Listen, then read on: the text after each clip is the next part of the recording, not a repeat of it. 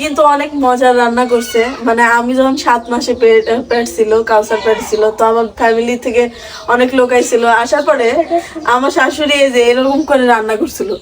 এই রান্না খায়া আমার মানে যারা যারা আইছে তারা পুরো ফ্যান হয়ে গেছে আমার শাশুড়ি।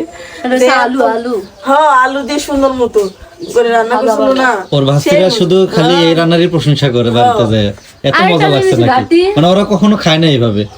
ও এটা কিসের ঘাটি? কিন্তু খাইয়া শেষ করছি। হ্যাঁ, ঘাটি তো শেষই হয়ে গেছে। একবার দিল কালকে রাখছিলাম সত্যি লাগে।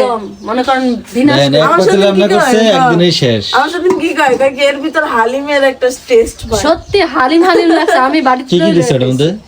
ওই দিছি কি ডাল দিছি, বুট কালাই দিছি, আর হলো ওই যে চর্বি, গরুর সবরি। হ্যাঁ, অনেক মজা ছিল কিন্তু, ঠিক না? সবরি কইছে আর পুরা খাইছি, মজা লাগছে। তাহলে এখন কি দিয়ে ভাত খাবো? খিদা লাগছে ভাই, ভিডিও কাটা করতে।